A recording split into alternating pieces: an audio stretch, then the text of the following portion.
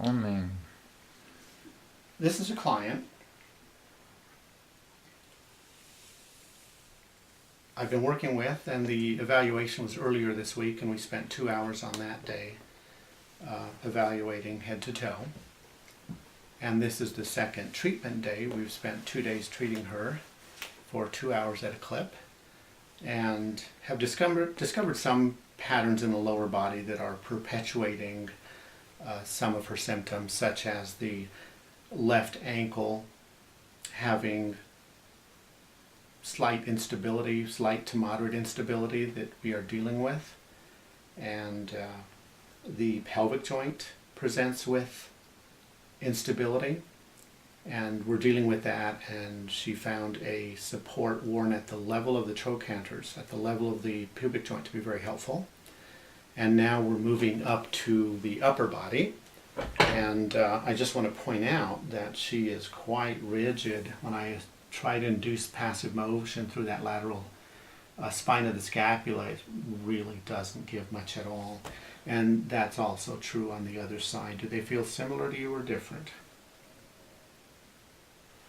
I think it feels tighter on the left. Okay, so the left feels tighter, and now I'm pushing on both sides. Does it feel like similar force? Yes. Okay. So this is, of course she has a kyphotic posture, and you might want to blame that, but I sincerely believe this is treatable. Okay? So we're going to have you lie on your back, and then I'll show a very brief screen of mobility through the anterior structures. So go ahead and slowly roll over. And because of the challenge of filming, we're only going to film what we see on the right side. And the pattern is a bilateral pattern, so what you see on the right is going to be quite similar to what you see on the other side.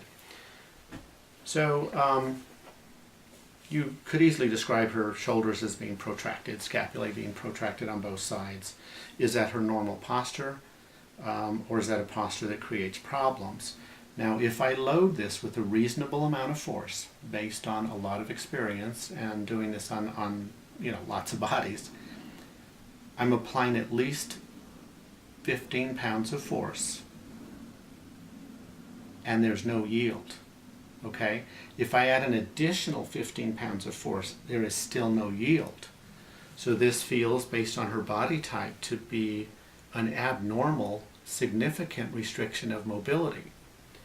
If I capture the lateral clavicle with my thumb, I'm unable to induce any giving in that structure. And if I follow clavicle up to acromion, push down on acromion, the same phenomenon happens. So this part of her body is very restricted. And yes, pectorals are tight, and so on. Lots of restricted soft tissues. Makes perfect sense in light of this dense connective tissue restriction. So we'll stop filming now, and we're going to time how long I treat her, which I think will be under 15 minutes, and then we will see if this is a changeable property or not.